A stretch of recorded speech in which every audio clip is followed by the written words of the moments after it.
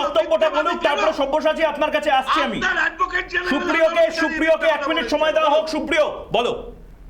সব্যসাচী দা প্রাজ্ঞ মানুষ এবং আইনজীবী, এবং সব্যসাচী দার কথা বা আইনের ধার যতটা, সিপিএম নামক একটা এই বৃদ্ধতন্ত্রকে বয়ে নিয়ে যাওয়ার ভারও ঠিক ততটা। এখানেই কনফ্লিক্ট।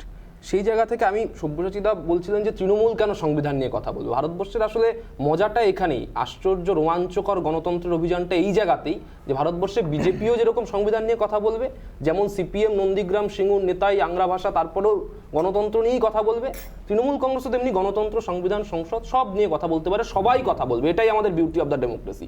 সিপিএম এটা মানে না, এবং মানলেও জানে না সেটা এই গণতন্ত্রের বিপর্যয়, আমাদের পক্ষে অভিনব বিষয়। আমি শুধু সব্যসাচী দাকে মনে করিয়ে দিতে চাইবো যে 157তম ধারায় সংবিধানের একেবারে পরিষ্কার রয়েছে যে কে রাজ্যপাল হবেন। আরও একাধিক ধারা নিশ্চয়ই, সব্যসাচী দা, এখানে দেবজিৎ দা রয়েছেন, দুজন আইনজীবী রয়েছেন প্যানেলে, তারা বলবেন। ফলে রাজ্যপালের কাজ এবং তার কাজের পরিধি, ক্ষমতা, এসব নিয়ে তো বিষয়টা নয়। বিষয়টা হচ্ছে যে এটা গোলমাল চিৎকারেরও বিষয় নয়, বিষয়টা খুব সিরিয়াস। যেটা সব্যসাচী দা নিজে যখন বলছিলেন ব্যক্তি সব্যসাচী নয়, তখন শুনছিলাম। যখনই তিনি বললেন মমতা বন্দ্যোপাধ্যায় তৃণমূলকে পছন্দ নয়, তখনই বিষয়টা গোলমেলে হয়ে গেল। সব্যসাচী কেউ ইন্টারাপ্ট করবে না, 1 মিনিট সময়। সুপ্রিয় যা বললো তার প্রত্যুত্তরে 1 মিনিট সময় দেওয়া হলো সব্যসাচী চট্টোপাধ্যায়কে। কথাগুলো বললো একই বিষয়। সুপ্রিয় যে কথাগুলো বললো, সেই কথাগুলি বলতে গেলে সুপ্রিয় রাজনৈতিক দলের যে অবস্থান সেইটা সম্পর্কে পরিষ্কার স্বচ্ছ ধারণা নিতে হবে। এই অবস্থান নিশ্চিতভাবে 2007 সালে এক, আর 2021 সালের শেষকালে এসে আর এক। এটা হওয়াটা বোধহয় স্বাভাবিক নয়, বিশেষ করে সাংবিধানিক কনসিস্টেন্সির জায়গা থেকে দাঁড়িয়ে। যে কারণে আমি তখন দেবজিৎ বাবু বলবার সময় আমি অরুণ জেটলি সাহেবের লেখাগুলোর কথা একটু মনে করিয়ে দিলাম, বিচারপতি নিয়োগের প্রশ্নে, রাজ্যপালের অ্যাক্টিভিটির প্রশ্নে, বিশেষ করে এসআর বোমাই মামলা যখন হয়েছিল সেই সময় দাঁড়িয়ে তাদের দল কি অবস্থান গ্রহণ করেছিলেন রাজ্যপাল পদের প্রশ্নে, সেই জায়গাটাও আমি মনে করিয়ে দিতে চাই। এখন প্রশ্ন হচ্ছে, সিপিআইএম যে বৃদ্ধতন্ত্রের কথা বললেন সুপ্রিয়, সেই দলটি তার কর্মসূচিতে পরিষ্কারভাবে লিখেছেন যে এই কর্মসূচিতে রাজ্যপালের পদের অবলুপ্তি ঘটানোর লক্ষ্যে সিপিআইএম কাজ করে। কিন্তু মুশকিল হলো এখনো পর্যন্ত ভারতীয় সংবিধান, ভারতের সংবিধানের যে স্ট্রাকচার, সেখানে রাজ্যপালের পদটি আছে। সুতরাং সেই পদটিকে মাথায় রেখে আমাদের আমি অনির্বাণের কাছে যাব। সুপ্রিয় 1 মিনিট অনির্বাণকে এটা তোমাকেও প্রশ্নটা করা যায়, কিন্তু অনির্বাণ অনেকক্ষণ ধরে হাত তুলে আছে। অনির্বাণ বহু নেতা বলেছে রাজভবন বা রাজ্যপালের এই পদটার প্রয়োজনীয়তাটা কোথায়। কোথাও গিয়ে তো তোমরাই আবার মিছিল করো যে যুক্তরাষ্ট্রীয় কাঠামোতে সবকিছু কেন্দ্র করতে দেবে না, রাজ্যেরও ভূমিকা আছে। তোমরা কি যুক্তরাষ্ট্রীয় কাঠামোকে মেনে চলছো? ফেডারেল স্ট্রাকচারের তো অনেক দোহাই দেওয়া হয়। ময়ূক, রাজ্যপাল পদটি 1935-এ যে গভর্নমেন্ট অফ ইন্ডিয়া অ্যাক্ট হয়েছিল তারপর থেকে কিন্তু পদটি তৈরি হয়েছে, এবং যে কোনো কারণেই হোক স্বাধীন ভারতেও সেই পদটি রয়েছে। কিন্তু কোনোভাবেই সেই পদটিকে স্বাধীনতা পূর্ব ভারতে গভর্নরদের যে ক্ষমতা দেওয়া হতো সেই ক্ষমতা দেওয়া হয়নি। অনেক রাজ্যপাল আছে, কিছু ক্ষমতা তো দেওয়া আছে, সেইটার গরিমাটা কেন মানছো না বলো? গরিমা যদি না মানা হতো তাহলে তার একরকম প্রতিক্রিয়া হতো। আর আপনি আমাকে বলুন যে একজন রাজ্যপাল নিজে সে কি তার পদের গরিমাটি মানছেন? কোন রাজ্যপাল রাজ্যের সাথে কি কথা হলো প্রত্যেকদিন টুইট করেন আমাকে বলুন তো। আপনি মনে রাখবেন যে সত্যপাল মালিক আরেকজন রাজ্যপাল, উনিও বিজেপির নেতা ছিলেন। উনি গোয়া সরকারে কি পরিমাণ দুর্নীতি হচ্ছে বিজেপি সরকারে সেইটা এসে বলেছেন। একজন রাজ্যপালের এইটা কাজ হওয়ার কথা ছিল, কিন্তু কিচ্ছু বলছেন, উনি খালি টুইট করছেন। অনির্বাণ তোমার কাছে আসছে, কিন্তু আমি দেবজিতের কাছে যাবো, দেবজিৎ সরকারের কাছে যাবো। দেবজিৎ সরকার, এই যে আচার্য পদটা আমরা জানি চ্যান্সেলর সাধারণত গভর্নর হন, রাজ্যপাল হন। আমরা সাধারণত দেখেছি যে রাজ্যপালকেই করা হয়। তো মুখ্যমন্ত্রীকে এখানে করার একটা প্রস্তাব রাজ্যের যে শিক্ষামন্ত্রী তিনি বলছেন। তা এখানেও কি কোথাও গিয়ে মনে হচ্ছে না যে গোটাটাই রাজ্যের নিয়ন্ত্রণে আনার একটা প্রকল্প? কেটে গেছে, একটু ফোন করতে বলো না। যেটা বলছি সেটা হচ্ছে, যেটা বলতে গিয়ে বললাম না, কেন্দ্র রাজ্য সংঘাত রাজ্যপালকে নিয়ে বহুবার হয়েছে, কিন্তু যে জায়গাতে এই জিনিসটা চলে গেছে, আমি রাজ্যপালের অ্যাডভোকেট নই, রাজ্যপাল কি করছেন সেটা রাজ্যপাল বলবেন। উনি টুইট করবেন কি ব্ল্যাকবোর্ডে লিখে বাইরে টাঙিয়ে দেবেন, সেটা ওনার ব্যাপার। আমি যেটা বলতে চাইছি, না সাধারণ মানুষ দ্বন্দ্বে ভুগছে, নবান্ন রাজ্যপাল দ্বন্দ্বে সাধারণ মানুষ ভুগছে। আমাদের প্রশ্নগুলো খুব সিম্পল।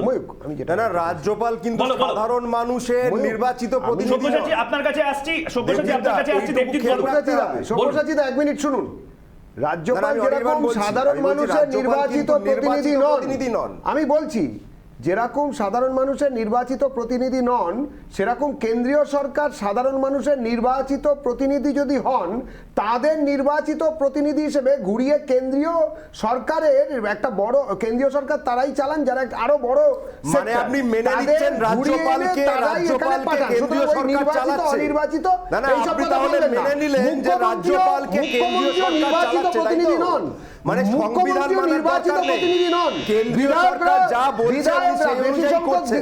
আমাকে একটু বলতে দাও, আমি না, না, তোমার বেলায় দেবজিৎ বলিনি। বাবু, আপনি কিন্তু এটা আরে ভাই, স্বীকার বলতে করে দাও, নিচ্ছেন, খেয়াল বলতে রাখুন। দাও। আপনি ঘুরিয়ে স্বীকার শোনো, করে আইনটা নিলেন। বোঝো আগে, তারপরে কথাটা বলো। আমি যেটা না, না, বলতে চাইছি আমরা শোনো। আইন না হয় কিছুই তুমি বুঝি না, তারপরে আপনি বলবে। যা বললেন আরে সেটুকু তো শোনো কি বুঝলাম। বলছি, কি মহামুশকিল। কেন্দ্রীয় সরকার নির্বাচিত করে উঠে দিয়েছেন, যেতে হবে। অর্থাৎ ওকে থামো। কেন্দ্রীয় সরকার যা অনির্বাণ বলবে অনির্বাণ রাজ্যপাল দেবজিৎ তাই করবে। অনির্বাণ দেবজিৎ বলে নিক, অনির্বাণ দেবজিৎ বলে নিক। কিন্তু দেবজিৎ স্বীকার করে নিচ্ছে। না না আমার এই যে দ্বন্দ্বটা, এই যে এখানেও স্টুডিওতে যে দ্বন্দ্বটা হচ্ছে, সেখানে আমি জাস্ট একটা জিনিস, সাধারণ মানুষ কবে বেনিফিট গুলো পাবে? সাধারণ মানুষের কোনো অসুবিধা হওয়ার কথাই নয়, যদি না এইরকম ভাবে রাজ্য সরকারগুলো, সব রাজ্য সরকার, যদি না আমি বলে দিই, সব যদি রাজ্য না- সরকার, এই সব complete রাজ্য করে সরকার, আমি দিচ্ছি। কিন্তু শুধু তোমাদের বলি, ইন্টারাপ্ট করো না, সব রাজ্য সরকার সবসময় যদি না চেয়ে থাকেন, সেই সব জ্যান্ত গোটা দুই আনত, ছোটে না সে হাঁটে না, কাউকে যে কাটে না, খায় শুধু দুধ ভাত, কাটার দায়িত্বই নয় রাজ্যপালের। রাজ্যপাল কাটবে কেন? কাটাকেষ্ট নাকি? রাজ্যপাল কি কাটাকেষ্ট যে কাটবে মারবে? রাজ্যপালের দায়িত্বটা কাটার নয়।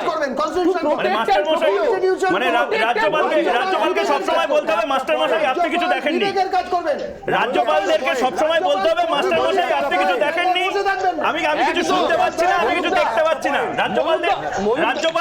রাজ্যপালদেরকে এরকম ভাবে থাকতে হবে, তাই তো? না, সুপ্রিয়, আমি শুধু বলছি যে বলছিলেন না একটা বিবেক, point বলবো, রাজ্যপালের দায়িত্ব অবশ্যই ভাবগত জায়গায় বিবেকের কাজ করা। বিবেকের বদলে রাজ্যপাল যদি আবেগ হয়ে উঠতে চান কারোর বা কোনো বিশেষ অংশের, সেই জায়গাতেই আমাদের আপত্তি ছিল, আজকেও আছে, আগামীতেও থাকবে। রাজ্যপাল বিবেক, রাজ্যপাল আবেগ নন। রাজ্যপাল যদি নিজে কারোর আবেগ রাজশাহী কি বলবে? কনডেন্স ফর্ম অফ আবেগ হয়ে ইমোশন যাচ্ছেন হতে চান, কিছু কিছু অংশে, আবেগের ঘনীভূত রাজ্যপাল রূপ আবেগ হয়ে হয়ে যান। যাচ্ছেন। আবেগ একবার দেবজিৎ বলে নিক, তারপরে রাজশাহীর কাছে আসছি। বামপন্থীদের মুখপত্র হিসেবে সব্যসাচী দা এসেছেন, উনি অ্যাডভোকেটও বটেন। আমি শুধু একটা প্রশ্ন করব, আপনারা কি রাজ্যপাল পদের বিলুপ্তির পক্ষে? আগে এটা বলুন। আমাদের পার্টির সব্যসাচী বলুন। কর্মসূচিতে রাজ্যপাল পদের বিলুপ্তির কথা বলা আছে, কিন্তু সেই কারণেই আমাদের অবস্থানটা 2007-এ যা, 2021-এ তা, 1977 সালেও তাই ছিল।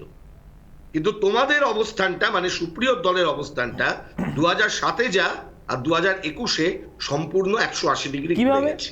আপত্তিটা এই যে 1977-এ যদি উনাদের অবস্থান এটাই ছিল, তাহলে জয়প্রকাশ নারায়ণের লেজুরটা ধরেছিলেন কেন? জয়প্রকাশ নারায়ণের লেজুর ধরেছিলেন কেন? যদি 77-এ আপনাদের দাবি সেটা হয়, ইতিহাসে ফিরে আসতে গেলে পরে এই পয়েন্টসগুলোতেও ফিরে আসবে। আমাদের যা বক্তব্য 1977, তাহলে বলুন আপনাদের বক্তব্য ঠিক ওরকম ভাবে বদল হয়, যাদের 46-এ যখন আপনারা দাঁড়িয়ে মুস্তাফিকে ভাড়া দেন মুসলিম লীগকে নিজেদের কাজ করানোর জন্য। 2021 সালেও সেই একই বক্তব্য আছে, মুসলিম লীগকে কিন্তু ভালো বলেন। সুপ্রিয় দলের অবস্থানটা বদলে গেছে। কিভাবে? কিভাবে? কোথায়? যারা প্রতি মুহূর্তে নিজেদের বক্তব্য পরিবর্তন করেন, তাদের ক্ষেত্রে কোথায়? আরে বদলে গেল না সিপিএম ক্ষমতায় ছিল, জিরো হয়ে গেছে, বদলটা এইখানে। আমি তো এটাও বুঝতে পারছি না। রাজস্বী কিছু বলছেন, রাজস্বীকে 1 মিনিট দাও হোক, রাজস্বী। দিল্লি থেকে সিদ্ধান্ত, রবার্ট প্লিজ। প্রথম কথা হচ্ছে, আজকে রাজ্যপালের যে কথাগুলো বলা হচ্ছে, মূল বক্তব্য হচ্ছে বালি পৌরসভা, হাওড়া পৌরসভা নিয়ে।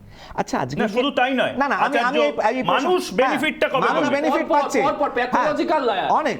আমি আজকে এই প্রশ্নটাতে একটা মানুষকে করতে চাই, মানে তৃণমূল কংগ্রেসকেই করতে চাই এখানে। বালি পৌরসভা, হাওড়া পৌরসভা আলাদা করবে। হাওড়া পৌরসভার এক একটা ওয়ার্ডের মধ্যে কোথাও 9,000 জনসংখ্যা, কোথাও 56,000 জনসংখ্যা, কোথাও 11,000 জনসংখ্যা, কোনো ওয়ার্ডে 47,000 জনসংখ্যা। এই ইউনিফর্মিটির ব্যাপার নিয়ে তৃণমূল কংগ্রেস কি ভাবলো?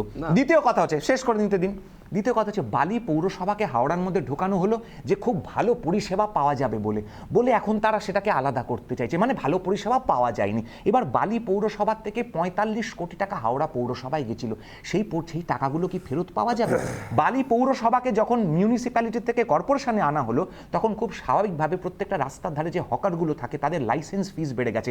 প্রপার্টি ট্যাক্স মিউনিসিপ্যালিটি আর কর্পোরেশনের আলাদা হয়, কর্পোরেশন অনুসারে তার ট্যাক্স বেড়ে গেছে। সময় তাই শেষ, নিয়ে সময় কোনো শেষ। বক্তব্য কেন রাখছে না? রাজেশ তোমার কাছে আসবো, কিন্তু অনির্বাণকে সরাসরি প্রশ্ন করতে চাই। অনির্বাণ, এই যে রাজ্যপালের পজিশনটা নিয়ে, পোস্টটা নিয়ে তোমাদের যে একটা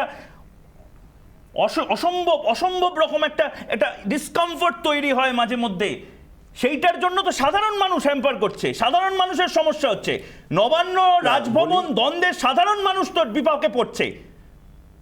না, তৃণমূল কংগ্রেসের আমি যতদূর বুঝি বা জানি, রাজ্যপাল পোস্টটি নিয়ে কোনো ইডিওলজিক্যাল অবস্থান এমন নেই যে রাজ্যপাল পোস্টে আমরা চাই না, এরকম কোনো কথা তৃণমূল কংগ্রেস কখনোই না, বলেনি। কে ভাববে সাধারণ মানুষের কথা?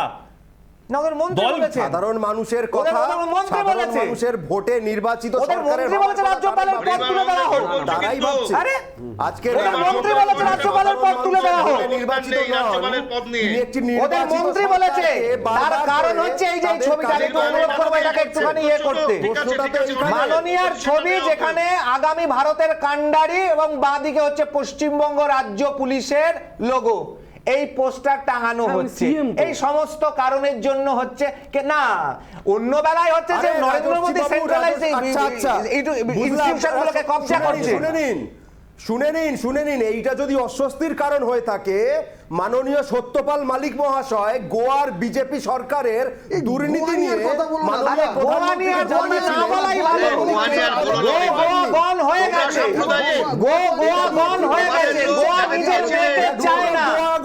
পরিষ্কার ভাবে বলে দিয়েছে গোয়া নিজের মেয়েকে চায় না।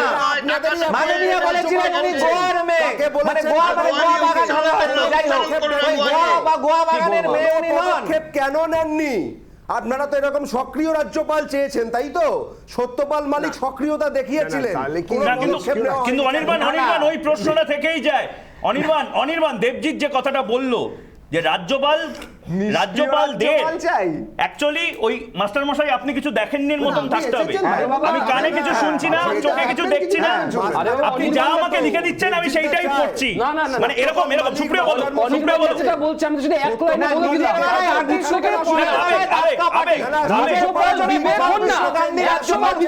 বিবেক হওয়ার জন্য সংবিধান নির্দেশ করেছে, রাজ্যপাল আবেগ হওয়ার চেষ্টা করবেন, এটা তার নির্দেশিত জায়গাই নয়, পরিসরই নয়। রাজ্যপাল সব্যসাচী কি বলছে? আইনজ্ঞ ব্যক্তি, দেখুন আইনজ্ঞ হোক সে যে যাই হোক, ম্যাজিক কেউ ম্যাজিক দেখাতে চাইলে তাকে রাজ্যপাল করা যেতে পারে, আইন জানাটা জরুরি নয়। সব্যসাচী শুনেনি, সব্যসাচী কি বলছে? বেশি ভালো বোঝে। তারা কেন রাজ্যপাল পদটি রেখেছিলেন তার একটা কারণ হচ্ছে, আমাদের দেশটা হচ্ছে, দেখবেন ভারতের যে সংজ্ঞা আছে আমাদের কনস্টিটিউশনে আর্টিকেল 1-এ, India Bharat is the union of the states, রাজ্যগুলির কেন্দ্র। এবং কেন্দ্র এবং রাজ্য এই মডেলটা কিন্তু এসেছিল, যদি আপনারা দেখেন 1935 সালে যেই সময় গভর্নমেন্ট অফ ইন্ডিয়া অ্যাক্ট, সেই অ্যাক্টের মাধ্যমে যেই অনেকটাই অনুসরণ করে মডেলটা রাখা হয়েছিল ফেডারেল স্ট্রাকচারে। এই পদ্মার মাধ্যমে মূলত এই যে কেন্দ্র রাজ্যের মধ্যে ইউনিটিটাকে রাখবার জন্যই কিন্তু রাজ্যপাল পদ্মাকে রাখা হয়েছিল। এটা এই কারণে নয় যে কেন্দ্রের একজন এজেন্ট এখানে থাকবেন বা রাজ্যের একজন বিরোধী দলের নেতা এখানে থাকবেন। এই পদ্মার পলিটিসাইজ করার যে পদ্ধতি, সেটা কিন্তু সংবিধান প্রণেতারা কিন্তু এটাকে মাথায় রাখেননি এটা নয়, তারা কিন্তু বারংবার রাজ্যপালের রোল সম্পর্কে রাইডার দিয়েছিলেন, সেটারই কিন্তু অনেকটা এফেক্ট আমরা এসআর বোমাই মামলাতে কিন্তু পেয়েছিলাম। সেখানে কিন্তু সুপ্রিম কোর্ট বলেছিলেন যে কোন কোন পরিস্থিতিতে রাজ্যপাল তার বক্তব্য রাখতে পারেন, এবং সংবিধানেও খুব ক্লিয়ার কাট জায়গা করা আছে কোন কোন জায়গায় রাজ্যপাল ইন্ডিপেন্ডেন্টলি অ্যাক্ট করবেন।